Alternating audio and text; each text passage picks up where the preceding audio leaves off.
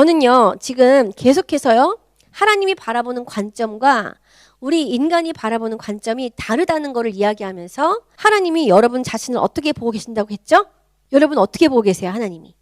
여러분이 지금 어떤 모습이든지 상관없이 여러분을 끔찍히 사랑하는 자녀를 보신다고 했잖아요. 또 하나님은 시간을 우리와 달리 보셔서 카이로스의 시간을 살아가신다고 했고요. 우리와 함께 이 카이로스 시간을 살아내기를 원하신다고 했습니다. 또 여러분 뭐에 관해 하나님의 관점을 여러분 알고 싶으세요? 저는 오늘요, 우리 인간이라면 모두가 경험케 되는 병에 대해 얘기 나누려고요. 여러분 저희 모두는 감기든 뭐 관절염이든 타박상이든 위염이든 뭐 암이든 모두 이런 질병을 앓고 살아가죠. 아마 질병에 안 걸려보신 분들이 아무도 없을 거예요. 어린아이에서부터 노년에 이르기까지 전부 전생을 통해서 우리는 이 질병에 맞닥뜨리게 됩니다. 그러면 여러분은요, 이 병에 걸렸을 때 이 질병을 여러분은 어떻게 바라보셨습니까? 왜 내게 이런 일이? 아니면 내가 뭘 잘못했나? 하나님이 나를 버리신 걸까? 또는 약이나 의사로 해결이 안 되면 어떻게 하지? 죽을 병이면 어쩌지? 하나님은 왜 이런 질병을 허락하셔서 사람들을 죽이시지? 수만 가지 생각이 떠오르고 또 여러 방법으로 질병을 여러분 대하고 계시죠? 보통 사람들은요, 제일 먼저 자신에게 처해진 이 현실에 진단을 내리려고 그래요. 의학적으로 치료가 가능한가? 어떻게 해야 하는가? 뭐부터 이 병이 낫기 위해서 해야 하나? 최대한 빨리 이 병의 해결을 위해서 방법을 찾습니다. 이게 하나님을 믿지 않는 분들이 병을 대하는 태도죠. 또는 병이 걸렸을 때 신도 찾아요. 신이 있다면 제발 이 병을 고쳐달라 기도드리죠. 그렇다면 여러분 참 신 대신 이 하나님을 믿는 여러분은 어떻습니까? 병을 어떻게 바라보시기에 어떤 마음을 가지시고 어떻게 하십니까?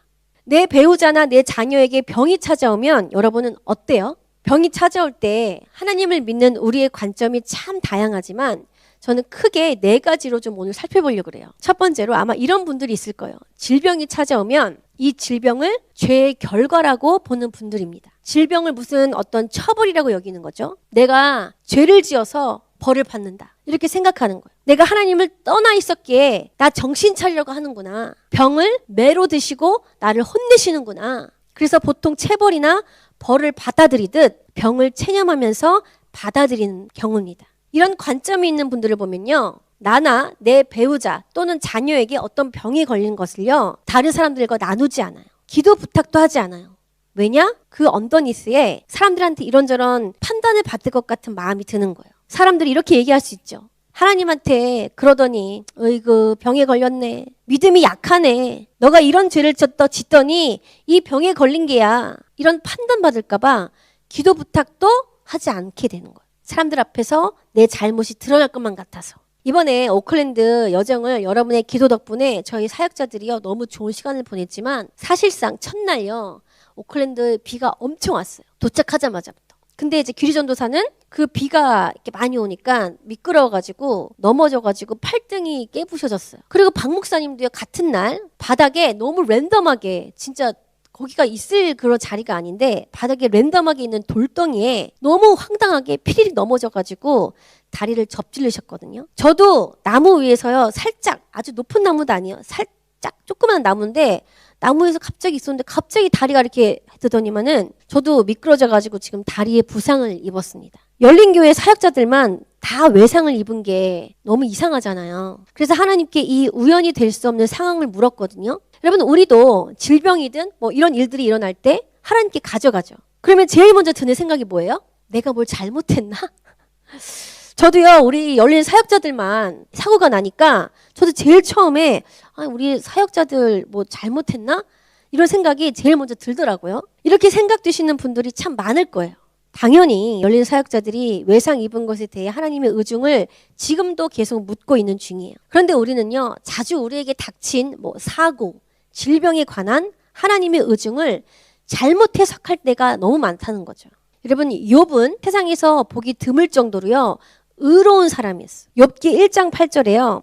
하나님이 인정하시면서 그와 같이 온전하고 정직하며 하나님을 경외하며 악에서 떠난 자는 세상에 없느니라 라고 했어요. 갑자기 재앙이 닥쳐가지고 그런데 어떻게 됐어요? 자녀들을 다 잃고 재산도 잃고 건강마저 잃어버렸죠. 온몸에는 막 종기가 나가지고요. 발바닥에서부터 머리 끝까지 고름이 막 터져 나와. 그래서 욥은요, 제 가운데 앉아가지고요, 깨진 질그릇 조각으로 몸을 막 긁었어야 했어. 너무 간지러우니까.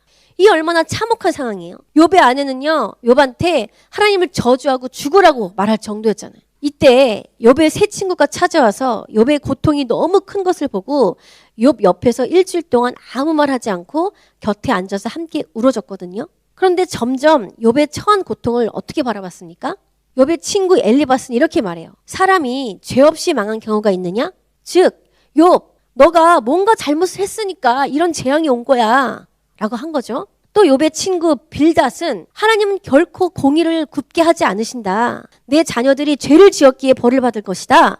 또 다른 소발이라는 친구는 한술 더 떠. 너의 죄가 하나님께 보이기만 해도 벌써 더 큰 벌을 받았을 것이다. 이렇게 얘기를 합니다. 이 세 친구가요, 모두 다 욥의 고난을 바라보는 관점이 동일했어요. 욥, 너 잘못한 거 분명히 있어. 너가 아니면 네 자식이라도 잘못한 게 있어. 그러니까 회개해라.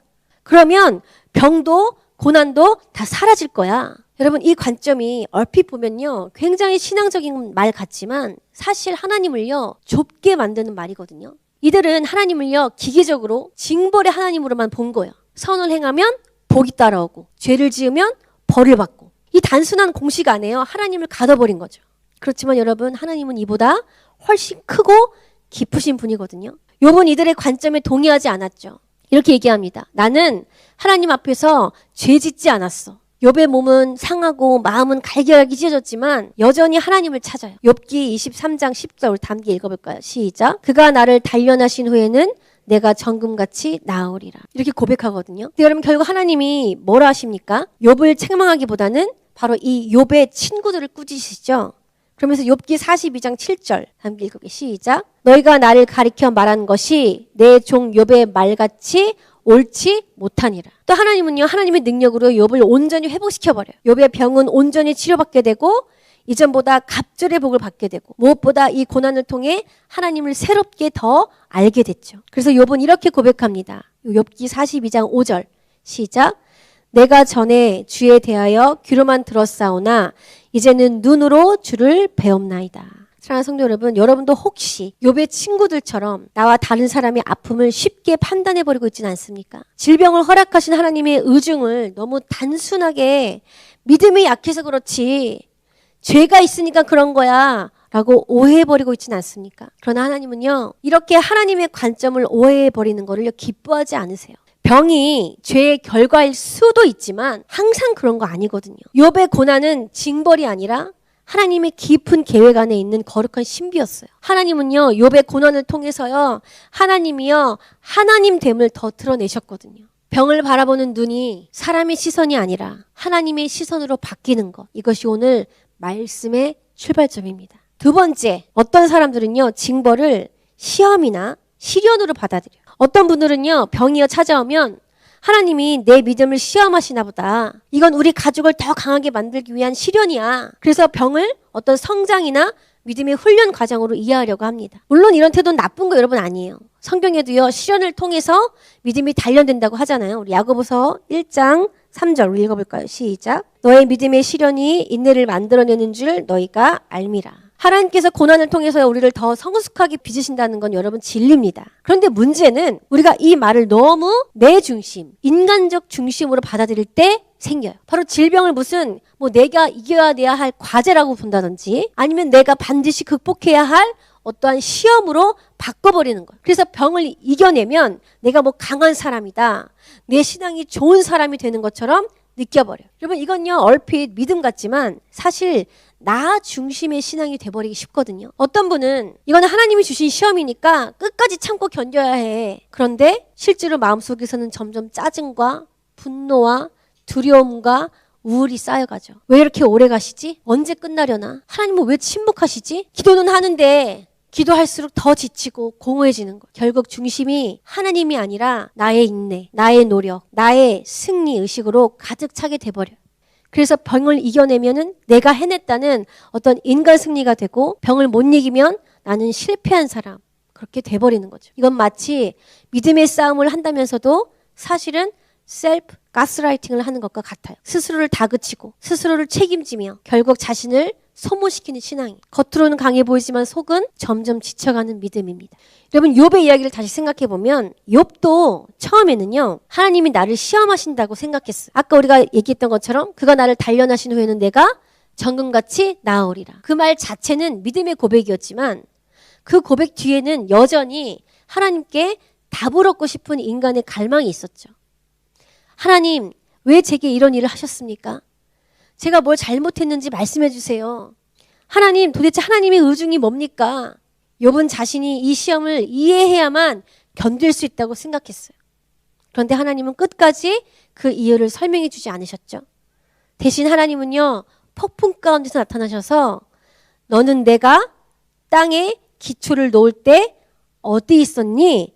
라고 하시면서 어떤 욥의 이성이나 논리로는 다 이해할 수 없는 이 하나님의 주권 그리고 하나님의 크심을 나타내십니다.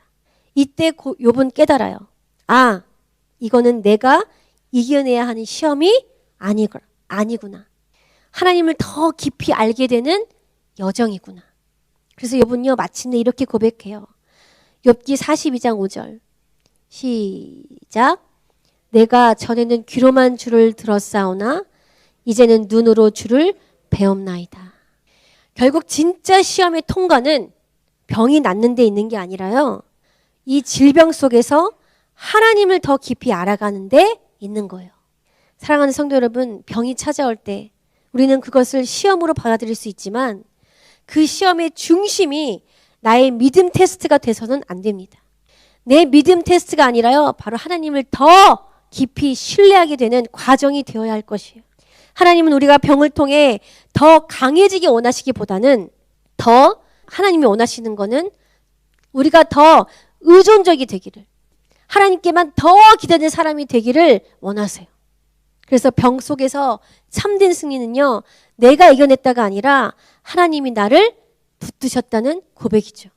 그리고 이것이야말로 진짜 믿음의 고백이. 세 번째로요. 어떤 사람들은요. 질병을 단순한 어떤 우연의 결과로 받아들입니다. 운이 나빠서 암에 걸렸어. 우리 집안이 원래 유전적으로 약해. 이런 질병들이 있어. 그래서 나도 그 질병에 걸렸어. 요즘 환경 오염이 심하잖아. 미세 플라스틱 때문일 수 있지.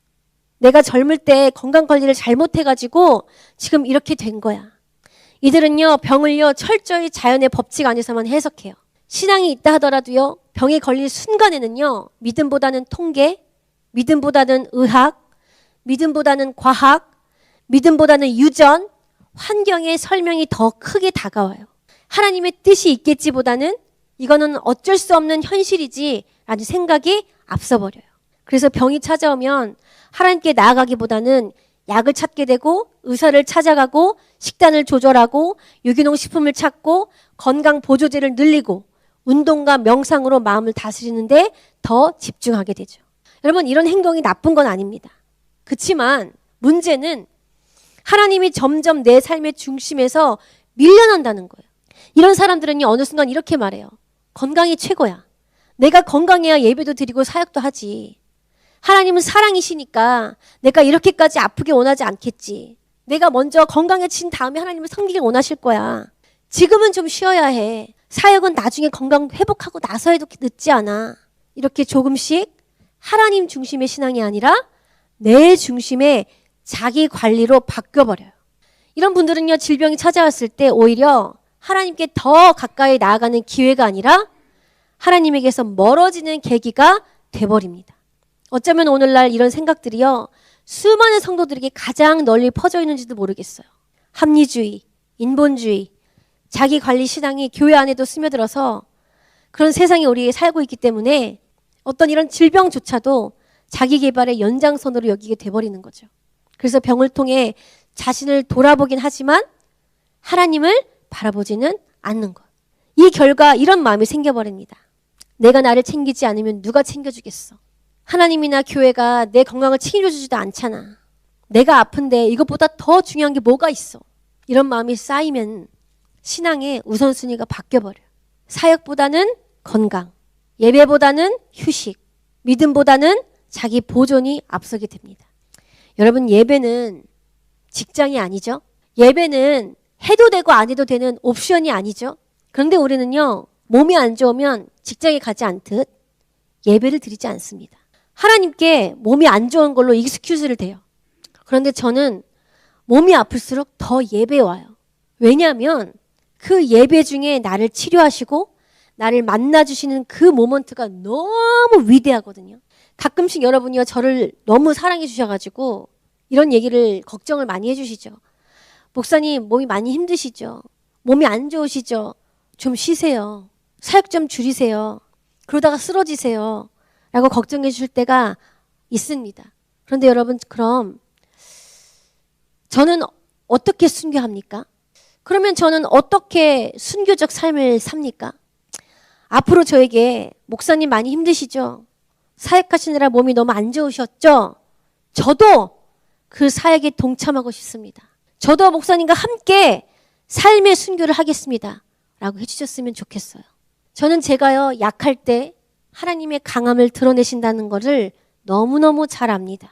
내가 여러 질병 때문에 힘들 때 그곳에서 하나님이 어떤 분인지 더 멋지게 드러내신다는 것을 너무너무 잘 알기 때문에 내가 질병으로 들어가는 것이 더 설레고 기대가 되거든요. 사랑하는 성도 여러분, 여러분도 이 하나님을 경험하십시오. 그래야 모든 병을 치유하시는 하나님을 만날 거 아닙니까? 앞으로 여러분에게 찾아오는 여러 질병으로 욥처럼 하나님이 누군지 더 깊이 알게 되므로 더 질병을 환영하게 되는 여러분 되기를 소망합니다. 우리 마태복음 10장 29절 한번 읽어볼까요? 시작. 참새 2마리가 한 앗사리온에 팔리는 것이 아니냐. 그러나 너희 아버지께서 허락하지 아니하시면 그 하나도 땅에 떨어지지 아니하리라. 하물며 우리의 몸, 우리의 병이 하나님의 선한 섭리 밖에 있을 리 없죠. 우연처럼 보이는 병 속에서요, 질병 속에서도요, 하나님은 일하고 계세요. 그분은 질병을 통해 우리의 시선을 자신에게로 돌리길 원하시고요. 또 내가 내 삶의 주인인가, 하나님이 내 삶의 주인인가 묻게 하십니다. 마지막으로요, 어떤 사람들은요, 병을 신앙의 척도, 믿음의 잣대로 여깁니다. 내가 아직도 낫지 않은 건 내 믿음이 부족해서야. 기도가 약하니까 하나님이 아직 응답하지 않으신 거야. 더 간절히, 더 오래, 더 강하게 기도하면 하나님이 움직이실 거야. 이런 분들은요, 병이 단순히 육체의 고통이 아니라 자신의 믿음을 증명해야 하는 시험장으로 느끼는 분들이에요. 그래서요, 병이 낫지 않으면요, 자꾸 자신의 믿음을 의심해. 내가 죄가 많아서 그런가? 내 기도가 하나님께 닿지 않았나? 믿음이 진짜였다면 벌써 나았을 텐데. 내 믿음이 강하면 병은 떠나가고 약하면 병이 남는다. 결국 병의 결과를 믿음의 점수로 환산해버려요. 그러다 보면 기도가 점점 거래로 변합니다. 하나님, 제가 이렇게 금식하고 울며 기도했으니 제 병을 고쳐주셔야죠. 하나님, 제가요 이만큼 헌금했으니 제 질병은 고쳐주셔야죠. 이런 마음은 처음에는 겸손처럼 보이는데요, 사실은 하나님의 주권보다 내 믿음의 강도를 더 의지하는 아주 위험한 신앙으로 흐르게 돼요. 더 나아가서 다른 사람들까지도 자신의 기준으로 바라보게 되거든요. 저 사람의 기도에 힘이 세서, 믿음이 강해서 병이 나았네. 역시 믿음이 크구나. 여러분, 이런 결과 우리는 어떤 행동을 하게 되죠? 치유의 은사를 가지신 목사님들을 쫓아다니거나 부흥 집회에 가서 그 목사님으로부터 안수기도 받으면 나을 것 같아가지고 미친 듯 막 그 삶을 비집고 들어가잖아요. 그러나 여러분, 바울은 어땠습니까? 바울은 분명히 믿음의 사람이었지만 그는 육체의 가시가 있었죠. 고린도후서 12장 8절부터 9절 우리 읽어볼게요. 시작. 내가 이것을 내게서 떠나게 하시기를 3번 주께 간구하였더니 주께서 내게 이르시되 내 은혜가 내게 족하도다. 하나님은요, 바울의 믿음이 약해서 병을 고쳐주지 않으신 게 아니잖아요. 병과 약함은요, 우리의 교만을 꺾고요, 우리를 하나님께 더 의지하게 만들어요. 그 속에서 우리의 믿음은 더 깊어지고요, 성숙해지는 거예요. 빌립보서 3장 10절에 바울은 이렇게 말하죠. 우리 다 함께 읽어볼까요? 시작. 그리스도와 그 부활의 권능과 그 고난에 참여함을 알고자 하여. 병을 통해 우리는요, 그리스도의 고난에 참여하고요, 그분의 마음을 더 깊이 이해하게 되거든요. 하나님은요, 바울의 믿음이 충만히 자라 있었기 때문에 그의 약함 속에서 하나님의 능력이 드러나기를 원하셨던 거잖아요. 병에 낫고 안 낫고는 믿음의 크기와 비례하지 않아. 오히려 믿음은 병 가운데서도요, 하나님이 여전히 선하시다라고 고백할 수 있는 거거든요. 병이 나아야만 하나님을 신뢰할 수 있다면 그거는요, 기적 중심의 신앙이지 하나님 중심의 신앙이 아니겠죠. 참 믿음의 사람은 질병이 없어도 하나님을 찬양하고 질병이 있어도 하나님께 감사하는 사람이죠. 왜냐? 하나님의 그 손길이요, 병의 결과가 아니라 병의 그 과정 속에 있음을 보기 때문에 우리는 병이 나아도 주님을 찬양하겠고 병이 낫지 않아도 주님을 찬양하겠습니다. 그분이 내 생명의 주인이시기 때문입니다. 라는 이런 믿음의 고백을 할 수 있어야 할 것입니다. 사랑하는 성도 여러분, 병을 죄의 결과를 보는 거, 병을 시련이나 어떤 우연이나 어떤 유전이나 환경이나 신앙의 척도로 보는 것에 어떤 부분은 진실을 담고 있지만 이거를 단독으로 받아들이면 절대 안 됩니다. 예를 들어 모든 병은 죄의 결과다라고 단정 짓는다면 우리는 누군가를 죄인으로 낙인 찍고요, 하나님의 더 깊은 뜻과 섭리를 무시하게 될 거예요. 또 믿음이 있으면 병에 걸리지 않는다는 말도 비성경적이에요. 그래서 우리는요, 병이 찾아올 때마다 감기든지 암이든지 이렇게 물어야 돼. 하나님은 왜 병을 허락하실까? 하나님이 병을 바라보는 관점은 무엇일까? 내가 이 병을 통해 하나님의 어떤 부분을 알기를 원하시나? 구체적으로 한번 근본적인 질문 여러분께 해볼게요. 여러분, 질병이 우리 가운데 왜 찾아오게 됐죠? 원래 하나님이 만드신 세상에는 병이 없었잖아요. 에덴 동산은 온전한 건강과 생명의 자리였잖아요. 영원을 살도록 창조되었잖아요. 그때는요, 우리는요, 죽음을 알지 못하는 존재로 하나님과의 온전한 교제 속에서 영원히 사는 존재였잖아요. 에덴에는 병도 없고 늙음도 없고 쇠함도 없고 고통도 없었잖아요. 그런데 로마서 5장 12절 시작. 한 사람으로 말미암아 죄가 세상에 들어오고 죄로 말미암아 사망이 들어왔나니. 한 사람이라고 하면 그냥 아담 때문이라고 여러분 해석하시면 안 됩니다. 인간, 모든 휴머니티예요. 모든 사람들. 인간의 죄악 이후 생명은 끊어졌죠. 육체는 부패하기 시작했죠. 병과 고통은 그 타락의 열매 중 하나가 됐죠. 그래서 병은 어떻게 보면 정상 상태가 아니라 비정상 상태가 돼버린 거잖아요. 그러니까 비정상 상태인 병은 무엇이 필요하게 됐어요? 회복과 치유가 필요한 상태가 돼버렸죠.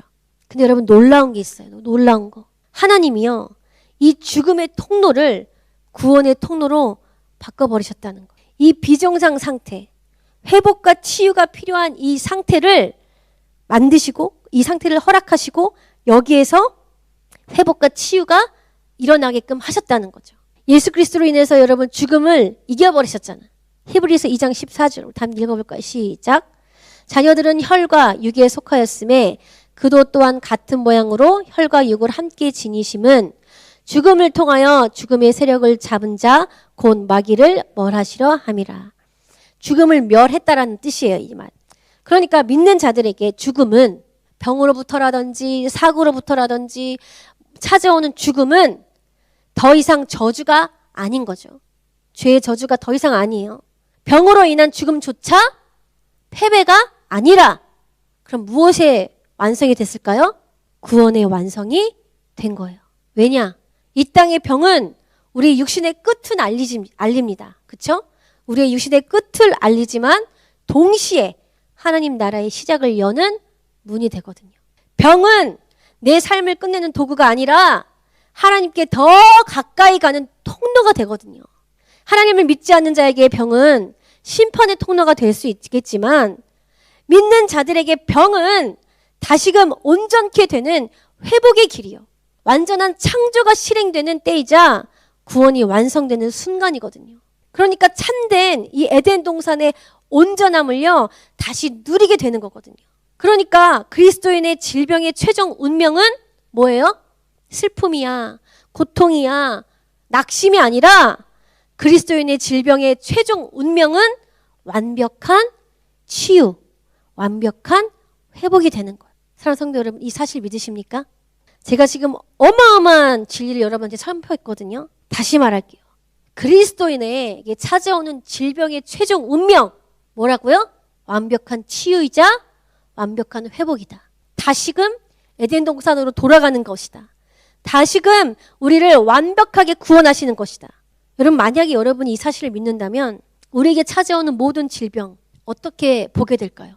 하나님의 선한 뜻 가운데 완벽한 치유와 영혼, 육 모두의 완전한 구원을 이루기 위한 거잖아요. 그러면 하나님이 저와 여러분에게 질병을 허락하셨다면 여러분 두려워하고 슬퍼하고 염려할 게 아니라 온전해지는 문이 열리게 된 것을 기뻐해야겠죠. 영원을 살아가는 성도에게 질병은 온전한 구원이 이루어지기 위한 도구일 뿐이니까. 예수님이 이 땅에 오셔서 하신 치유 사역은요, 여러분 단순한 치료가 아니라요, 에덴의 회복이었어요. 즉 하나님 나라의 미리 복이었잖아요. 하나님의 나라가 임해버린 거잖아요. 병든 자가 고침받는 순간 그 삶 속에서 하나님의 통치가 임해버리는 어마어마한 경험이 이루어지고는 현장이었고요. 그곳이야말로 예수와 함께하는 천국 그 자체였잖아요. 이로써 하나님이 드러나고 이로써 하나님의 구원이 이루어지고 온전케 하시는 역사가 일어났잖아요. 그러니까 여러분, 하나님께 이 병은 목적이 아니라 도구일 뿐이에요. 우리의 영혼을 온전하게 하시고 천국의 맛을 보여주는 도구, 하나님께 더 가까이 이끄는 도구. 사랑하는 성도 여러분, 하나님은요, 심판보다 바로 이 치유와 회복과 온전함에 더 큰 관심 가지시면 여러분 기억해야 돼요. 그러니까요, 병은요, 불행의 시작이 아니라요, 하나님이 내 삶에 강하게 개입하시는 스펙타클한 순간이에요. 병은요, 우리 인간의 생명을 언젠가 끝내야 할 하나님의 한 가지의 도구일 뿐이에요. 영원을 사는 자들 입장에서 이 병은요, 하나님과 영원히 얼굴과 얼굴을 맞대어 살아갈 날들이 더 열리는 문이 될 뿐이에요. 그러니까 우리에게 병을 주시는 하나님을 원망할 게 아니라 병으로 죽음을 다스리시는 이 하나님의 선한 뜻을 볼 수 있어야죠. 사실 질병이 찾아왔는데 여러분 기뻐할 수 없죠. 왜냐? 지금까지 말한 그 모든 진리가 이 머리로 이해된다 하더라도 질병이 찾아왔는데 기뻐할 수 없는 이유. 왜냐? 병에는 고통이 따르잖아요. 이 아픔은 사람마다 다 다르겠지만 병에 따라오는 아픔은 이루 말할 수 없죠. 그런데 여러분, 그 고통도 우리가 두려워할 게 아니라 고통을 잠재우시는 하나님을 의지할 수 있습니다. 기도 속에서 통증의 시간이 짧아지고요, 하나님이 주시는 평안은 두려움을 내어 쫓아요. 여러분, 이 경험이 실제로 일어납니다. 그리고 그 고통은요, 잠깐이에요. 그러니까 여러분, 병에 따라오는 고통 사실 미리 두려워할 필요가 없어요. 하나님께 맡기면 여러분, 하나님이요, 그 고통 리듀스 해주십니다. 말씀을 마칩니다. 하나님은요, 질병을 여러분 어떻게 보신다고요? 우리를 천국으로 인도할 도구로 보십니다. 우리에게 온전한 구원을 이루실 도구를 보세요. 또 이 질병을 통해서 우리를 회복하길 원하시고 온전하게 하기를 원하세요. 이 질병을 보실 때 하나님은요, 그래, 이때 더 강하게 내 사랑하는 자녀들 가운데 내가 임할 때구나 여기신다는 거예요. 질병을 보실 때 하나님은요, 그래, 지금이 내 사랑하는 자녀들을 더 온전하게 빚어갈 때구나, 내 사랑하는 자녀들에게 완벽한 구원을 내가 성취할 때구나 여기신다는 거예요. 그러니까 여러분, 병을 두려움의 관점이 아니라 동행의 관점으로 봐야 돼요. 병이 찾아올 때마다 하나님이 나를 버리셨나가 아니라 하나님이 지금 내 옆에서 아주 가깝게 어떤 일을 하고 계실까 묻게 되는 거예요. 그리고 이 물음에 하나님은 반드시 응답하십니다. 질병이 나의 한계를 드러낼 때 하나님의 은혜를 발견하십시오. 바울처럼 내 은혜가 내게 족하다는 음성을 여러분 들으세요. 나의 약함이 더 이상 부끄러움이 아니라 하나님이 강하게 일하시는 통로가 되게 하십시오. 여러분 가운데 질병이 여러분의 삶에 찾아옵니까? 그 병을 현실적으로 빨리 치료해 버려야지 그것에 여러분의 마음과 생각이 멈추지 말고, 병이 찾아오면 뭐 할 때라고요, 여러분? 여러분, 병이 딱 찾아오면 여러분 뭐 해야 돼요? 그때가 어떤 때예요? 더 하나님을 깊이 만날 때, 더 하나님과 가까워질 때, 더 하나님을 깊이 찾을 때, 하나님의 역사를 경험할 때예요. 하나님이 어떤 분인지 깊이 알 때예요. 질병 속에서 하나님을 아는 눈을 구하십시오, 여러분. 병이 낫지 않아도요, 그 병을 통해 하나님을 더 깊이 알게 된다면요, 그건 이미 치유의 은혜를 경험한 거예요. 하나님은요, 고통을 통해서 우리를 벌하시는 분이 아니라 그 고통의 자리를 거룩한 만남의 자리로 바꾸시는 분입니다. 욥처럼 우리가 이해할 수 없는 질병 속에서도요, 하나님은 자신을 더 깊이 드러내세요. 하나님이 이 깊은 만남의 자리로 여러분을 때때로 초대할 수 있어요. 때론 고통이 따르고 때로는 슬픔과 아픔이 동반될 수 있어요.